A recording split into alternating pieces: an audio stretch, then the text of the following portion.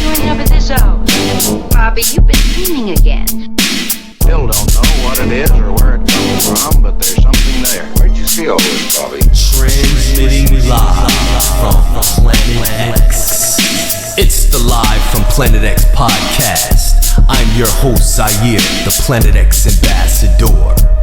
Tonight's guest is none other than the queen of hip-hop branding herself, Kim Sermon, president of Def Squad, is in the house.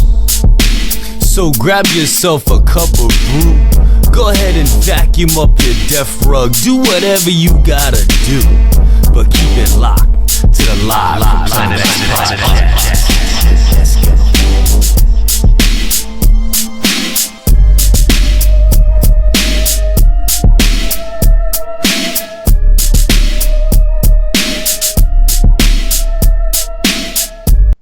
Thank you for your patience, Kim.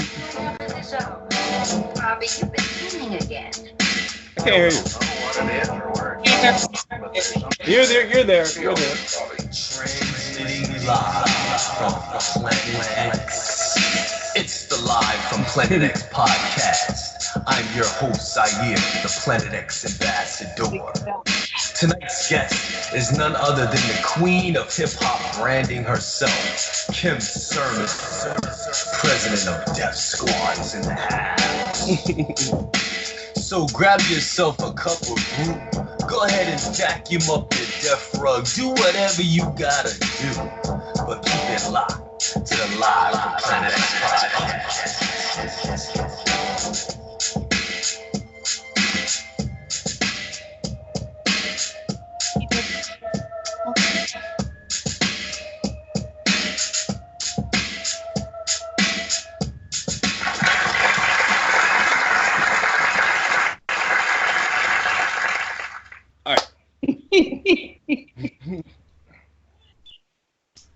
And ladies and gentlemen, welcome to the Live from Planet X podcast. Tonight we have a very special guest. Heralded as the hip-hop brand genius, Kim could have chose to sit back and bask in the glory of her brother's success, but she decided to branch out and add on to hip-hop herself and pave her own lane with the creation of Def Rugs with her lifelong friend Marshall Fox. She is a formidable MC, proud mother, daughter, and sister, brand consultant, and fashionista. Ladies and gentlemen, welcome the president of Def Squad, Kim Sermon, in the building. Oh, what an intro. Wow. Thank you for having me. I'm done off the intro right there. Oh, thank you for being with us here, Kim. Everybody likes my stuff, but I like that. True that. Well, you know, we're here at the Live from Planet X podcast, and thank you for being here with us, and thank you for being my friend. And, you know, here we talk about the hip hop and the strange and paranormal. So first, I guess, got to ask you, how are you doing, and how's everybody in your area handling this coronavirus, COVID-19 whole pandemic going on, you know?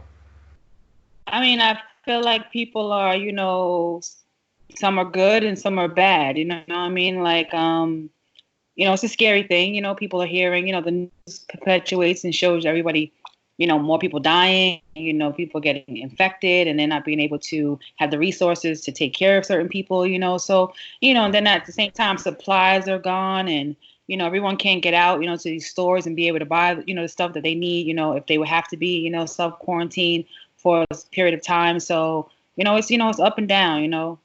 We got all our conspiracy theories, you know what I mean? We, you know, what we feel about the government, what we feel about, you know, America and all these type of things. At the same time, just be safe, you know, it's real, you know, and regardless of what's behind it, you know, it's real. People are dying, people are getting infected, and, I just stay safe. Yeah, it is crazy with the whole conspiracy theories out there. I've been hearing a few myself. It's real crazy just how this thing spread so fast from China. Worldwide, it just doesn't seem something natural at all. It's spreading the way it did. Seems like chemical warfare. Like that's what it seems like. It feels like chemical warfare. For real. Yeah. So, yo, I know people hit you with the hip hop questions all the time. So, you know, I gotta hit you with one. Okay. With your flair for everything Def, growing up in the 80s, seeing Eric, become the superstar that he became, like, what were your influences in style back then? Style, like dressing, clothing? Yeah, because you are straight up hip hop. You are hip hop to the fullest. You put some hip hop in everything. So, like, what was your influence? I think when people think of hip hop, they think fashion wise during that era, it was like, baggy jeans and, Tim boots. And it was like, that was an element of the culture. We pretty much also when hip hop, the music was there was so many fashion icons being birthed as well, so the way clothes were, we were always into clothes, as a people, we were always into riches and, silks and linens. So my parents dressed well, my mom dressed well, and fashion was just, something that I gravitated to because I just like to dress, Like I like shoes and I like to put, combinations together. And hip hop is, it's a way of life, it's a culture. So it's where you talk and walk, and within the culture I grew up with, everybody was fly and people dress well. And I'm hip hop. So it wasn't about trends. It was, you dress well, you dress fly, and whatever that style is for you, that style is for you. But people are going to see that emulated through how you dress. So if I throw on a pair of shoes and a dress, I'm hip hop. But, my style is fresh because hip hop is fresh. True. Now, let me ask you, we're on the Live from Planet X podcast, and I got to hit you with some crazy off-the-wall stuff. We're just going to keep it moving. I'm going to keep it organic. What do you think about UFOs, aliens, alien abductions? What's your take on that? I kind of, from conversations with you before, like you kind of seem like a skeptic. Maybe I'm wrong. I don't know. Fill us in. I believe I'm a huge skeptic when it comes to like anything outside of a movie saying that this is happening. But I believe that news is fake and movies are real. So when I watch those movies, I 100% believe what's happening can happen. But once the movie's over, like I don't see the world saying, oh, this paranormal stuff is going on. You know what I mean? So like I'm not looking for UFOs. I'm not looking for Bigfoot or, do I think there's life in other planets? I mean, yeah. Do I know what they look like? Do I think they got these alien type forms? I don't know. But growing up, I was afraid of all those movies. Invasion of the Body Snatchers, anything to do with aliens taking over, coming into your body or having these superpowers or these super, super brains. Yeah, in the movies, once it hits the screen, I'm like, yeah, that's real. That's happening. I don't want to watch it. I'm like, But like outside the world, do I like kind of still look for it or think about it? No, I don't. True. I could hit you with some statistics. What if I told you that there was something about 100,000 people in America alone every year that they claim that they've been abducted by aliens? Are you familiar with the Travis Walton story? You seen that movie Fire in the Sky? No. I'm not saying I don't believe it's happening, but to the people that it happens to, I think the demographics of those people, to me, like they're already kind of like a weird subset of people. So like if I saw like my people saying like, yo, the alien abducted me, then I might feel in some sort of way like, yo, John, so you show me more of me, and then I might have a little bit more, but other than that, I think people are either on something or like they come from, somewhere else. They're not my culture. So, and maybe because I haven't done the research on it, but from what I know, people who I see getting abducted be like, they'd be looking like weird old back in the day hippies, and they'd be like, and they get dropped back into the earth and be like, I just came back. And I'd be like, yeah, you came back all right. Yo, when I get some time, I'm gonna send you this link. You ever heard of the Betty and Barney Hill story? Nope. Now, Betty and Barney Hill, they were an interracial couple in the 60s. Okay. Barney was African American, Betty was white, and they both claimed to have got abducted by some little gray aliens, and they were hypnosis regressed to remember things separately, and they both told the same story. So I'm gonna send you that, and that's an old classic story. If you've never heard it, I'm gonna send you that info to check on that. Do you think that it's possibly that Betty and Barney was on something? You know what I mean? I just think that you ever got high and it took you somewhere else and you were like, yo, no, straight up. I don't know. I don't think so. If you look at the evidence, I don't think so. Like, yo, Yeah, I'm saying I've gotten high to the point of where I thought I saw strange things, where I thought strange things happened to me. You know what I mean? That seemed like out of body, and I was high. I'm not saying Barney and Betty and the rest of the world ain't, but I'm just saying I believe there was some hallucinogenics to go along with what was happening during the time. That's just my opinion. Okay, now you were just saying, or you might have experienced something. You said you were high, but I was gonna ask you. My next question was: have you ever had any strange or unusual event happen to you, not being high? But have you ever had anything weird or strange happen to you, or have you heard of someone, a friend or family member, tell you a tale or anything like that? No. And probably because they might, even if it was happening, they probably put it towards, yo, I was high, you know what I mean? And it could have actually been something that was possible, but to make it sane for all of us is better to say, you know, we tend to, you know, hide things that don't seem normal, you know what I mean, to our culture, our community. So if it's happening to them, I don't see anybody coming out saying, yo, that happened to me, and we taking that as face value. We like, this dude, this cat was high, you know, or she was high. So, I mean, maybe that's why we don't hear so many of our people, you know what I mean, or my people to say, I might have been abducted, versus us saying he getting high or he's on something, because that's our first go-to. Like when you acting bugged out, you high. Yeah, some people they might be ashamed. Yeah, or not even scared to come forward. It's weird. I mean, it seems weird. Like, you know, even though it's not weird to most, but it seems weird to say aliens abducted me. Like, but is aliens real? And like, what happened? Like, what do you mean? And like, I mean, maybe if I listened to someone's stories, like you said, and I really, you know, took an account and go, okay, yeah, that sounds plausible. Okay, you know, that could happen. I don't know. They're saying back in the 50s, the government made a deal with these extraterrestrials, where the extraterrestrials would give us technology. Okay. In return, we would allow them to abduct humans, and they get biological stuff from us, DNA and what have you. It's kind of like a trade-off. What was the trade? What was? I mean, we know we got from them. What was their purpose of getting our DNA?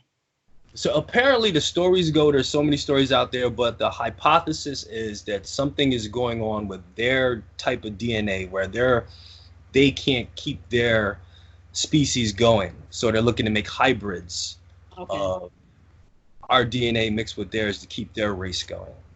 So this is your show. So do you believe that there is life?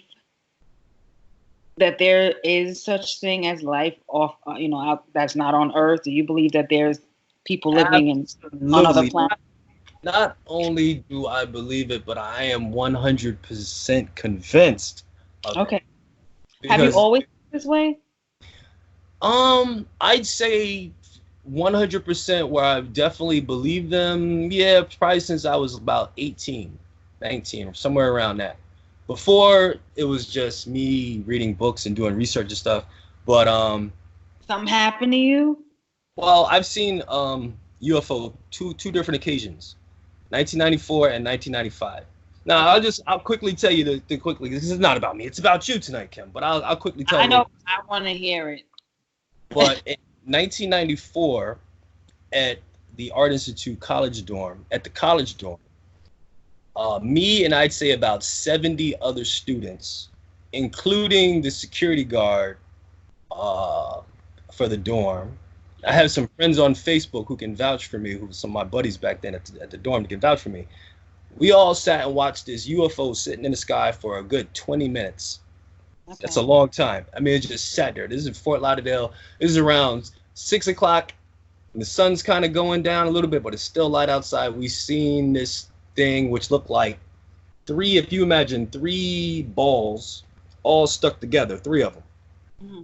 And like that, and it was kind of like lightish grayish white, and it was huge. Like, I'd say it was probably about 3 buses. Like, you got 3 buses back to back that long, but up in the sky about 400 or 500 feet in the sky. So it wasn't that high in the sky. We all sat there and watched this thing for like 20 minutes. Everybody was bugging out. Everybody was just looking at it. And then after about 15 to 20 minutes, it just slowly floated to the left. And then it just kept floating up high. And it wasn't a balloon. Trust me, it was not a balloon. And then it just got to the point where it was gone. You couldn't see it anymore. And that was with a bunch of people. We all sat there. We didn't have cell phones back then. I think some people had some cameras, but everybody sat there and watched it. People was calling the police and all that. But yeah, I seen that with my own eyes. And I was like, wow, ask Trong, ask Pohim, the mugs was there. So yeah, another time, this is just real quick. This is real brief. One time I was at a light, sitting at a light at night, waiting for the light to change. So yeah. I'm sitting there looking up at the light, and there's no cars around. It's like 11:30 at night. There's no cars around at this intersection. I'm the only car there, sitting there, waiting for the light to change. And I'm sitting there looking at the light. And the next thing I know, out of the corner of my eye, I see just like, so it was really far away, but it just seemed like a bright light, like light bluish white light, just cleared the whole panorama of the sky from left to right, just like that, in literally like 2 or 3 seconds. It was just like, probably like 2 seconds, it was gone. And what was really crazy, because it was going left to right and it went behind the clouds, and you could still see the light coming through the clouds as it went by. And it wasn't lightning, it was like a little ball light, but it was really far away. But I seen that after it went and it was gone, the light turned green for me to go, and I went and made my left. But yo, I seen it with my own eyes. That was a year later. A couple of my friends that do graffiti, while they were doing graffiti in Fort Pierce, Florida, they were putting up a wall, and that was my brother and DJ Ramadan. Both of them was Ramadan and Muzz. There's spray painting up a wall. I wasn't there, but they told me they seen a UFO above the water, off to the right where the water is, and it said the UFO was above. We have these little islands out there. They're real small little islands. There's nothing out there but trees. Nobody lives out there, anything. People go out there on boats or jet skis just to hang out or whatever. But they said that the UFO was dropping balls of light above where these islands were at nighttime when they were sitting there graphing this wall up. And I remember my brother told me that junk the next day, and I was like, what? I asked Ramadan about it. He told me, yup. So I was like, yo, if they told me that, it happened, yo. It's just one of those strange things. That's the truth. Yo, Fontaine, Ramadan, where y'all at? Get on the comments on the YouTube channel. Verify that story for me. Do that. I don't know. Yeah, I mean, it is what it is. I don't know. Uh-oh, Kim. Uh-oh, we got something out of the Planet X vaults for you. What? We got a declassified subject. What? Let's see what this is. Yep. Right there. Yo. See that? Time travel. Okay. What do you think about time travel? I'd love to be able to time travel. I think it's what do I think about it? I think it's super interesting. Like being able to time travel, would I want to do it? Absolutely. What year would I want to go to? I don't know. But I'd love to be able to time travel. Absolutely. I mean, that's probably one of the most funnest things ever that could ever happen. I wouldn't want to go alone though.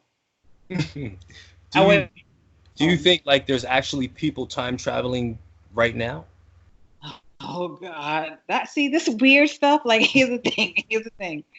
That one I might be able to go with. That one I might be able to say, yeah, people are time traveling. Do I have like a real big understanding of what that is, or like how, like how that's taking place, or like are they like passing by, or did they come from somewhere else in 1921 and now they're here in 2020?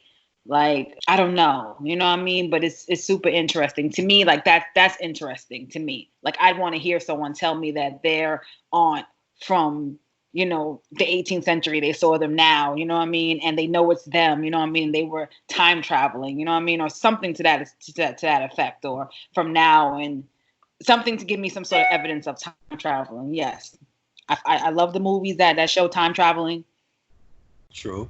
You ever see inside the pyramids, those carvings on the walls inside the pyramids, that accurately show something that looks like a helicopter, something that looks like a submarine, something that looks like a jet? Okay. Do you think that time travelers went in the past and they influenced, things back then to have an outcome where we're at today? Do you think that's what happened?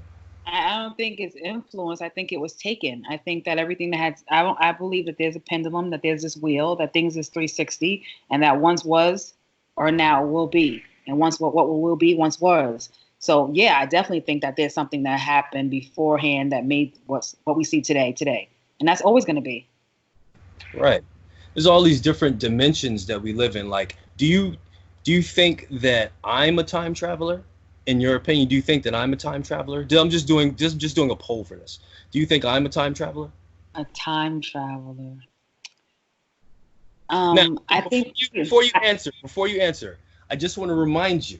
Yeah. Do you remember, I don't know how many years ago it was, but do you remember my first kind of interaction with you? Yes. Was actually interviewing you, but it wasn't audio or video, it was just in a written format. So do you think that I'm a time traveler, and by me interviewing you back then and bringing this interview to light today is all wound up together? So again, I ask you, do you think I'm a time traveler? No, because I don't consider that time traveling. I don't think it's a form of time traveling. Do I think there's divine and, intervention and things that, are said to be? Because remember, when I first met you, I couldn't recall that you are who you are today. Like, I literally saw you as a 17-year-old white kid, you know what I mean, who was like in trouble, you know what I mean? Or like, was just like down. And I don't remember our first interactions, but that's what stuck to my head, you know what I mean? So when I was talking to you, I saw myself talking to the kid, you know what I mean, who I was, because in my mind, I was once in the industry. There was no social media. I couldn't call someone and say, hey, listen to my demo. I couldn't ask someone to say, how does this sound? And I got so much of that on social media when it became, people would hit me up and say, hey, do you like this? Can your brother sign me to a deal? And it was like, I'm going to respond to these people because I would have loved for someone to respond to me if I wanted to say, hey, Russell, hey, Lady, whoever was then, during the times that I was making music, was actually on a social media platform. And that's how I started to respond to people on social media. So I remember you in my mind, even when I said to you, how old are you? And you were like, told me your age. And I'm like, no, because in my head, you're this little kid, named Robert. And so is it a time travel? No, it's catfish, you know what I mean? Because my part today is not who I thought you were before. Yeah, that's funny. That's funny. But yes, the time traveling thing we'll I guess we'll find out in the future, won't we? Yeah. Now, let me ask. Say I didn't know who you were, and I did not know how talented you were during the time. I did not know that you would become who you are now, which is who you already were. I didn't have an idea of who you were. You know what I mean? I only had the idea of what I thought you were. And to me, it was just... That's why I didn't bug you or get on your nerves. I tried my best not to bug you. I tried my best not, because I'm sure, like you said, people hit you up all the time. So I just wanted to just build a genuine friendship. Yeah, it was definitely different. It was, people gravitate. I believe God uses people. Like I said, out of hundreds of who would send me messages, you know what I mean? You stood out, and it wasn't because you were bugging me. It was just because of, some of the things you might have said, you know what I mean? And you check in every now and then, and for some reason I responded, you know what I mean? And we build a rapport, and the rest is history. You help out a lot of people, and you're always giving back to hip hop. What keeps you motivated? Because you've been in, like you said, you've been in the game so long, and with the birth of Def Rugs, more than a few years back with the birth of Def Rugs, and you just continue to just keep on. What keeps you motivated? I believe it's, I come from a giving mother, you know what I mean? My mother was always the one who let you sleep on her sofa. We've always had, my brother always brought all the strange friends over, and they always needed somewhere to stay. And we just come from kind of, that upbringing. And for me, it was, like I said, if I don't think what I'm doing is much, it's just like, just to give someone a response, to me is like, when I see people on social media, and sometimes I reach out to people who don't say anything back to me, and I'm like, I'm almost old. I want to be like, who I am, girl, you know what I mean? But I'm almost like, how dare you not respond to anyone who's reaching out to you just to say, hey, or anything, you know what I mean? It doesn't take nothing but a message, Even people who send me messages, that I think are out of line, guys. You know what I mean? I'll still accept it. I may not respond back to you. I may say hello and that's it, because now I know you're going too far. But I don't feel right to just ignore someone. And you know, when I was young, my dad had an organization, you know, for the foundation, and we were volunteering at basketball games, and we were feeding the homeless. My brother gave away turkeys or fresh off the farm since 1998, and they were coming out of his own pocket. And that's just, you know, what we've done, you know, since I was a kid. So I just continue to do it in just a different way. Yes, and big up Mr. and Mrs. Sermon. Love you guys. Salute. What's it like having E-Dub as the big bro? And tell me, what was it like when E first started out making beats? Gotta ask you something about Big E-Dub. Making beats? I don't really remember him just sitting there tinkering at a drum machine, messing around. What I remember my brother, when my brother started out, he was the Pop-Along kid. We were kids, and he would dance, and he had it on, and he would go to battles, because that's where he started. I remember my mother is so funny, because my cousins knew how to DJ. My mom just wanted my brother to stay out of trouble, so she bought him a Technique 12, but she only bought him one. She didn't know it took for him to have two, you know what I mean? So he took that one to my cousin's house, and, you know, of course, they probably kept it, but they were teaching him how to DJ. So, like, I don't remember seeing him making beats until later. But again, I'm 14. My brother's 17 years old, almost 18 years old when he gets a deal. So I'm still 13 years old when he's 17. And then when he's 18, I mean, he signs a deal at 17, but he's gone at 18 years old. So I really wasn't happy about my brother being famous. I wanted my brother. And I remember him in Paris writing rhymes. And my mother had this phone, and the phone had like a recorder on it. And like you can record the person talking or like record the conversation. And he would record him in Paris rapping. And I remember recording one of my boyfriends so I could hear it when I went to sleep. And I was always in love with somebody. So I would tape them and be like, when I go to sleep, I'll put the little recorder on and be like, I would hear us talking. But that's about what I remember as regards to, I can't remember saying, okay, my brother was sitting down there. He was always doing music, whether he was playing around with it, whether he was play singing. I mean, we used to play perform. He would be Stevie Wonder. My sisters and I would be Aretha Franklin and the groups. You know, that's what we did all our lives. So definitely my favorite producer, hands down. It's always been that way with me since he's always been my favorite producer since like really solid, like 91, 92. Like when I got older, I respected him. Like I was like, man, this man makes the dopest beats. And in case you are living under a moon rock, in case you're wondering who we're talking about the legendary Erick Sermon of EPMD fame. And his new album, Vernia, is out there streaming everywhere right now. Go ahead and cop that, Vernia. And I'm going to put all the links and everything up in the video description for this video. And Kim, your joint that you put out with Roz, I'm gonna put that link in there too. And you and Roz, y'all was spitting some bars, like y'all's like dope, like crazy. Me and Roz was young, and she's Redman's sister, I'm Eric's sister. We naturally just gravitated. We naturally gravitated to each other, and they pretty much put us in the studio. Really, Redman put us in the studio because we were signed to him at the time. So, and we was working with his producers, which is how I met Marshall. Marshall was the engineer at the studio, you know. So when Reggie left doing his recordings and his producers, they kind of left us with the engineers, you know what I mean? Mm-hmm. And me and Roz, you know, we made lemons, you know, we made lemonade out of lemons. And Fox was always verbal. Like his partner wasn't as verbal as he was, but he was like, "Oh, I make beats. You know, do y'all want one of our beats?" He was like, "Yeah, give us one of the beats." You know what I mean? And we did one of the two. You know, we was just eager. We wasn't hungry though. We was just eager. You know, we wanted to rhyme, and we did. We didn't have the push that we should have gotten because our brothers was pretty much just pacifying us. But we felt so anyway. You know, here money, here going to the studio, but and we. More, I mean, they was there for us, but at the same time, we didn't have the same road as somebody else who was just trying to get on to either eat or to be, you know, seen and make it. You know, we just wanted to get our voices out. We was just hungry. We felt we loved to rhyme. We loved to write rhymes, and that was it. Yeah, really fresh, man. I love that that project you guys put out, and rest in peace to Govmatic, and big up Marshall Fox on the engineering and stuff. Well, let me ask you, with Def Rugs, Yeah. how that just like blossomed and bloomed and still blooming. What do you see the future for Def Rugs, and any new projects you might be able to let the people know about? Anything up your sleeve for the upcoming?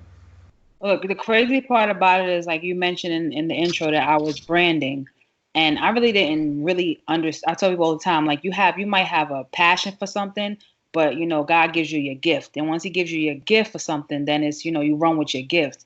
I didn't realize that branding was a gift for me until it wasn't even for, it was when me and Marshall got together for Def Rugs, and even when we was doing Def Rugs, Marshall was still producing with his friend, his partner at the time, and I had started my management company called Win, and it was called We Want In. I'm kind of gangster, so I was like, we want in on everything. We want the lollipop soul in the corner, we want it. So Marshall was like, Kim, can me and Remy sign to Win? So I'm like, okay, let me, what are you talking about? So he was saying he had this album, he had a bunch of producers on the album. Long story short, Def Rugs is happening. We already done started this company. But again, I think at this time, no one really saw the vision of what Def Rugs could be, because he was still, working at his carpet store, which, he just wanted to get in the industry. And look at God, the industry afforded him to be able to still be home and still work with his family, but still be a part of the game. That's what this rug company did. But before that, they still didn't see it for that. So I was like, well, what's the name of your company? He had this weird name for an album, like it was called Spasmatic or something. And I was like, yeah, but the sound of your music sounds like let your hair down music. Like it sounds like, just you can just say anything on it. So let's not make it about the rap. Let's make it about the music. And at that time, they had these albums called like Now One, Now Two, cover records, they were like #1 in the country, them albums. So I'm like, we're going to market you guys off your sound, and people are going to want to get on volumes of your sound. And when I thought of that, it was like, I started thinking of everything that made sense to what people do and what they don't have. And that's where the whole branding came from. So I knew from the beginning that Def Rugs was going to be just like a sock in the whole scheme of everything. I knew that I wanted to represent hip hop as a whole, not just in what you look like, but when you walk into your home, and not just on like, what you see hip hop as the rugged part of it, but the elegance of hip hop, So like, if you're going to have era rugs on your floor, why not make it a Def one? Why not make it represent some part of the culture? You can see some speakers on the floor, a cassette tape, with the tape pulling out of it. Also on the wall, on the floor, in your shower curtains, So Def Rugs was, just it's a sock to Def Decor, It's a sock to, whatever that I'm doing is underneath the Def moniker, because for me, it's delivering excellence, forever. And for me, excellence is in what you look like. It's in your clothing. It's in your house. It's in your home. And yeah, and I believe that rug should be incorporated in everything that has everything to do with fresh, whether it's in your car, your home, your house. And again, it's just a sock to the bigger picture. True that. And yes, unless, like I said before, unless you're living under a moon rock, we are talking about Def Rugs, www.defrugs.com. Again, that's defrugs.com. Yeah. And put your brand on the floor, Go ahead and support the hip hop movement. A lot of custom rugs on there. You can get your customized rugs. And pick up Marshall Fox and Fox Floors and the whole Def Squad. Speaking of Def Squad, your brother Keith Murray, who I had the chance of meeting him through you. Yeah. How and I know you guys are like super tight now, like you consider him like your blood brother, like super tight. Like, what was it like when you first met Keith? Like, when I first met how Keith, how did you guys really bond and get close? Well, we bonded differently than I met him. I met Keith on the block. I was always one of them girls who was inquisitive, one of the little dope boy, you know what I mean? And Keith was one of the biggest ones, in the neighborhood at the time, and he was fresh. Now I'm into a person who dresses well, and he dressed, he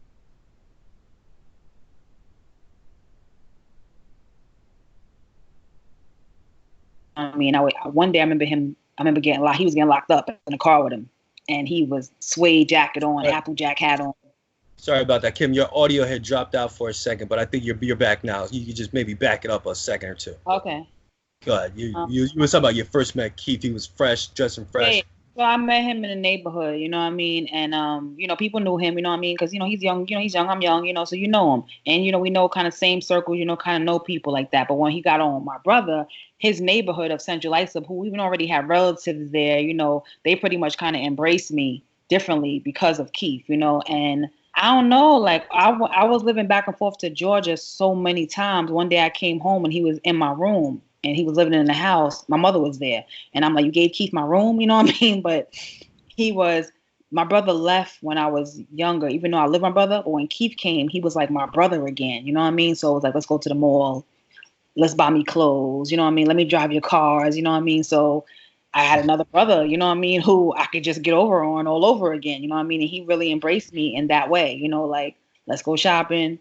Here's my keys, you know what I mean? Don't mess my shoes up, because he's at one time, when they used to have the spinning rims, whatever, and you run over potholes, you can damage the rim, whatever. And he'd be like, don't mess my shoes up. I'm like, your shoes? But he meant the rims on the car. And to the point where he had so much heat that the police used to be on him in Seattle. I used to drive his car. I gave his car back to him. Like, look, I don't want to drive your car no more. I'm like, they keep pulling me over. I'm like, they think I'm you. Like, I don't know what you're doing. But, yeah, he's always been a fancy dude, you know what I mean? Always been fly, and, super articulate, you know what I mean? I always knew that, I could count on him, you know what I mean? Like, he wasn't going to let nobody mess with me if I got into, anything. Like, he was my other brother when my brother wasn't around. And so much so that I didn't have to call my brother because, I had. True. Yeah, Keith Murray, very talented lyricist, MC, the most beautifulest lyricist in the world. Yeah, when like the Most Beautifulest took off, and that just like solidified him even more so than when he dropped that ill verse on Hostile. And then when he came out with the Most Beautifulest, it was just a rap, man. He was just like, even down here in Florida, I remember it was like really big at the time because I was down here when it came out. So yeah, salute, big up Keith Murray. Yeah, and I don't think people really project too. How big of a mega star he is, because he was on Grammys, this is Mary J. Blige, this is R. Kelly, this people at their prime, and they was calling for Keith. Puffy was calling him so much, you know what I mean, from the special delivery record, you know what I mean, like he's a phenom, you know what I mean, and even so, I still think he underrated, you know what I mean, but he's a phenom, straight up. Yes, he is very hard worker, and I had the opportunity to actually be on the phone with him a few times and just communicate and talk with him, and he's just like genius level talent. Like, I could say something to him and he'll take it and flip it and make it go 3 or 4 different ways that you would have never thought of going. He's just like super talented. Like, you don't know how super talented. All right. Geniuses is crazy too, though, right? Like, he was cool. He is cool. So Kim, yeah. With all the strange things going on in the world, it's been UFO sightings. People have been saying they've seen Bigfoot sightings. There's crop circles popping up all around the world. Do you think that this COVID-19 quarantine, I just switch up the gears. Do you think this quarantine is preparing us for some type of new world order? Like, are they going to try to make everybody get these microchips in their body to say, hey, this person has been vaccinated or this person doesn't have the virus? Are they gonna force people to? So there's some rumors going on around about that. It is, but I think the way they're gonna say it is like they do everything else. This is what's best for you. So it's like if you were almost like having the bracelet on your arms, people will know you're a diabetic, so they'll know what to treat you when they take you to the hospital. So this is just an elevation of that. So it's an elevation of them saying, listen, we need to know who you are in case of an emergency, in case something happens, so we don't have to go through all the red tape. You have to go to the ER and you got to get blood work before they find out all these things is happening. If we already have this, all this history on you, then this is going to save your life. You know what I mean? So how are they going to sell this thing? Because it's going to get sold. It's going to be different than someone saying, now I don't want to put donor on my license. You know what I mean? Like, you got to look at this as the elevation of where they already started from. All this is an elevation of something else that's already happened. Nothing's new. This is always something that's built upon something else and something else, like math. It's mathematics. True. Speaking of mathematics, Kim, go ahead and give me a 16 bar off the dome. Just like You are reaching right now for a 16 bar off the dome. I'm not gonna put you on blast. But go ahead, tell the people how they can keep up with you. Tell them your social media. Let the people know how they can keep in contact, keep up to date with what you're doing. Social media on Instagram. I got a few names on all my social media platforms. I know that people say stuff like, well, be the same person. Well, I'm not, which means I'm really not looking for everybody to follow everything that I'm doing. I feel like if you're looking at my Twitter, you know what I mean, which is Culture Queen, then my Twitter tweets have everything to do with culture vultures. And culture vultures are not just the people who don't look like us. You know, they're within our culture and always have been within our culture. I mostly shed light on the stands in our culture. Those who become super fans and then they become super famous because they were super fans. And I think that's backwards thinking. So that's what my Twitter is Culture Queen. Just the way you hear it is the way it's spelled. No, changing of the words. And my Instagram, KAYESERM. Because my family calls me K, but I put the AYE so you can have a differentiation of it is that, it's a name. My mother's name is Faye. It's FAYE, and it's kind of like a in respect to my mother. That's what I did for Instagram. And my Facebook is Kim Sermon because I've been Facebook first. My cousin, she passed away. She's the one who opened up the Facebook page for me, and I've never changed anything about it. I kind of use that as my place where I still feel kind of bonded to the fact that she started it for me. And it's kind of what I just do for myself, mentally. But I'm Sermon on Facebook. And, of course, you can go reach us at deafrugs.com. You can reach us at deafrugs.com. Whatever things you see that got anybody cutting up a rug, whether it's a Deaf Rugs or whatever it says, it's a Deaf Rug. It never happened before Deaf Rugs. It won't happen beyond Deaf Rugs. What you say, one thing I will say that this will not be taken away from us. People tend to start things and start to get it lost in translation and saying, well, how did this happen? Does it belong to you? And we have, a tendency to steal people's inventions, or people's ideas. And we have to go back in history to say, hey, a black person, is the reason why this came to life. And at the end of the day, there wasn't no other rug. There wasn't a custom or deaf or whatever a rug before 2012. And the invention of me calling Marshall Fox on the phone and asking him to make me an EPMD rug. And he even said then, like, what do you mean make me one? So he came over, he made the rug, he was excited about it. He didn't know anything about binding or backing or putting on the things you see today. We had to grow to get to that. Even though he is a third generation carpet man, he had never anything like that before. And we blessed to be where we are, and we can to, build and grow. And we just hoping that, everybody embraces the culture that has pretty much opened the doors for the world, and it's just, make sure this culture was always give back, and this culture was always known to be innovative. So I'm hoping it's just as much as you become innovative, you figure out a way to give back. Yes, and rest in peace, R.I.P. to your cousin who you were talking about, and do you ever feel like inside your spirit and your mind, do you ever feel like you were here on this planet before? Like, do you think people be reincarnated? I do. Do I think I was? No, I don't. I don't think I was. But there are certain people who, when people say they've been here before, my daughter has an old soul, you know what I mean? They say she's 30. She came out the womb praying, you know what I mean? It's just the behaviors of certain people that be like, this can't be normal, you know what I mean? Like, they had to have been here before. So I definitely believe in people being here before, and we call them in our culture old souls, because that's how we determine to say they can't be of this world today. About them sets them apart. But I definitely believe in that. Do I think I am? Nah. Maybe you should get a hypnosis regression session and see what they might dig out in your membrane. I'm not a super religious person, but I'm a spiritual person. And certain things that I don't like I'm inquisitive. So I always be wanting the people to tell me not the person who reads the cards or the tarot, because I believe in science, you know what I mean? I think that, the science of astrology is real, you know what I mean? But when it turns into now the astrologist is telling me my future, you know what I mean? Now I'm like, hey, hold up, you know what I mean? Like, God is the author and the finisher. You know what I mean? So like you can't tell me something that he designed, you know what I mean, unless you got the direct line. And that's just my belief, you know what I mean? But do I, as a person who's inquisitive, yeah, it's almost like wanting to eat the candy and go, nah, that ain't no good for you, so I just leave the candy alone because I'm gonna die if I eat that candy. But do I be wanting to sometimes just be like, let me call the psychic hotline, ask where my husband at? Absolutely. Where is my?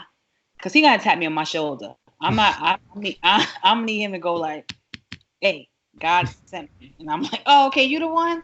Other than that, I'm serious because these people come at me left and right, and I'd be like, nah, like, I'm super picky, and not because I want to be. I just feel like I never know who's playing games. I come from the era of Eric Sermon's sister and put me on.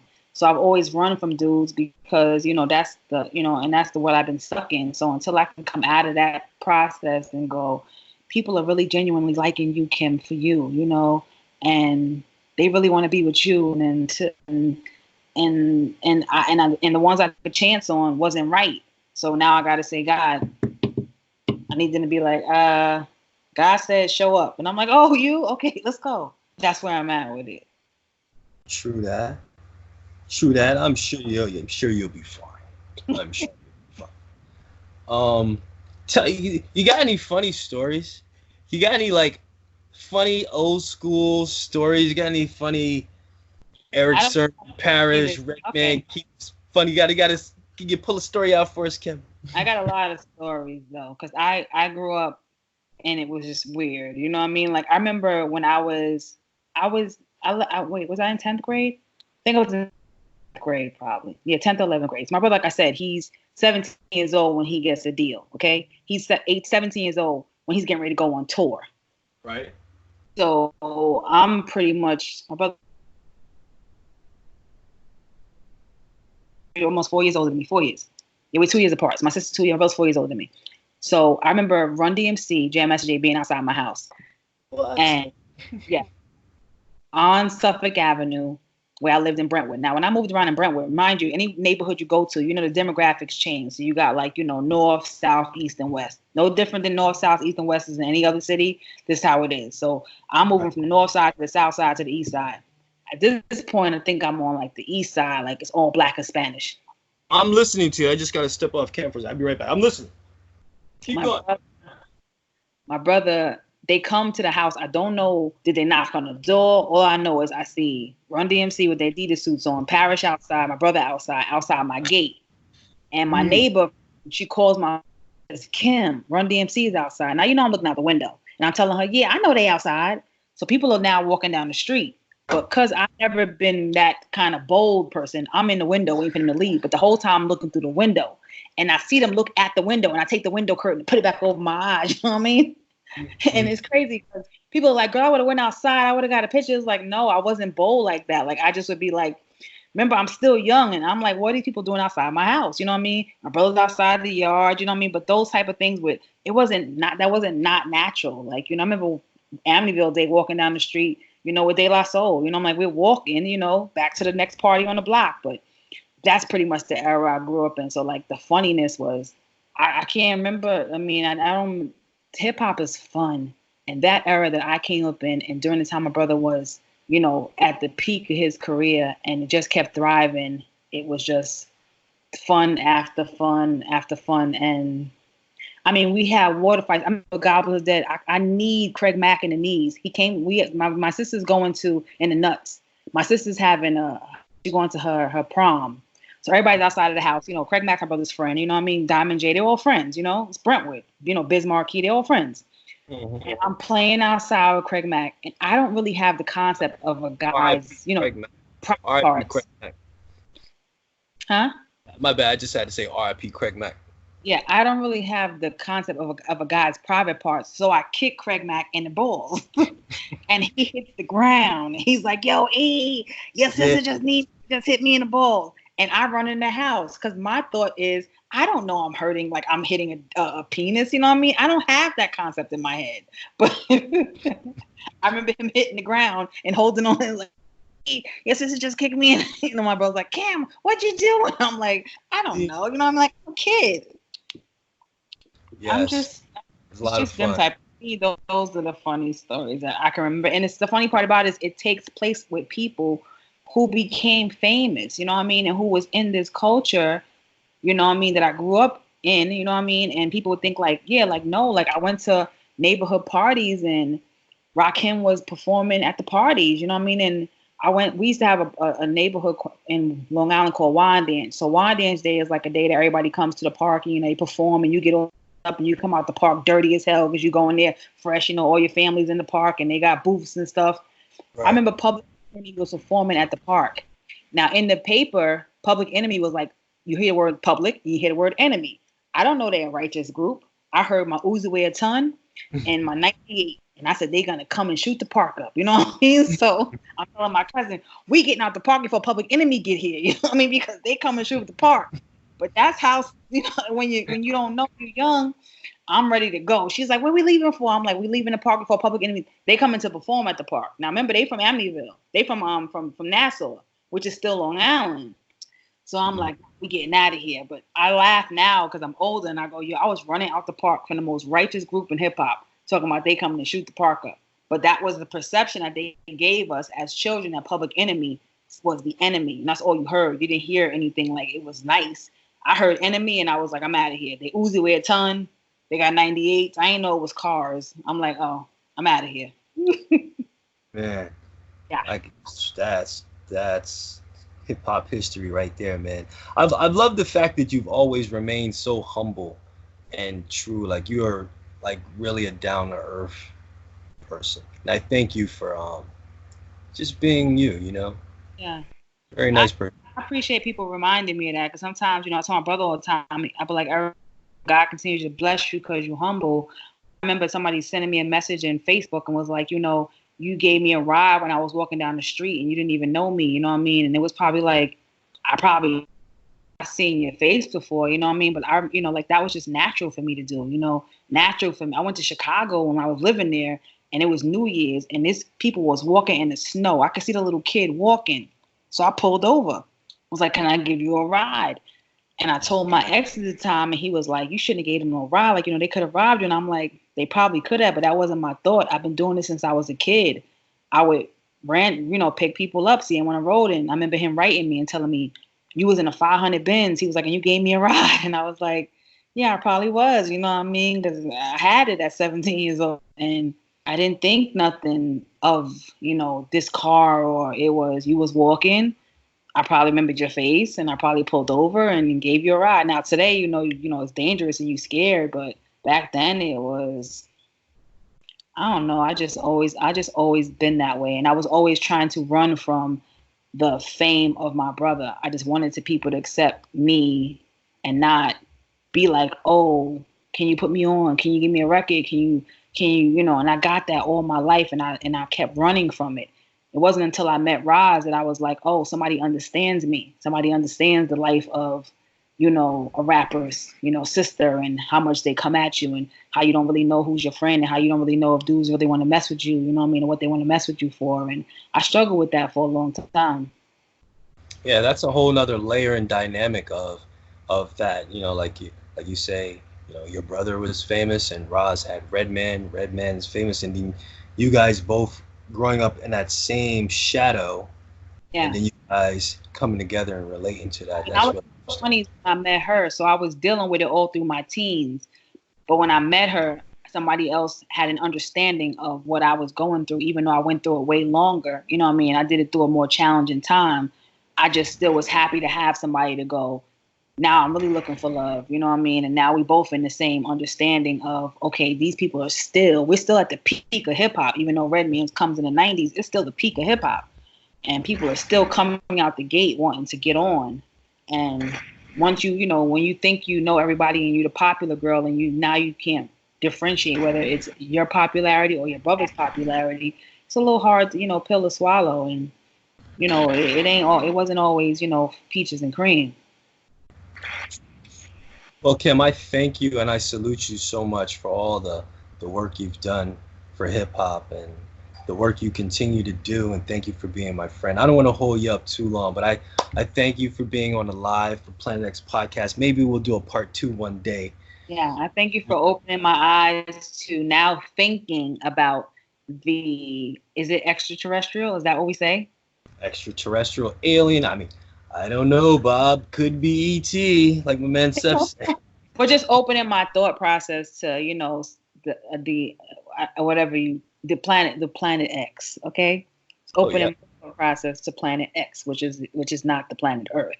So, I think I'm gonna start looking out for things in the sky. You know what I mean? And maybe taking to the paranormal.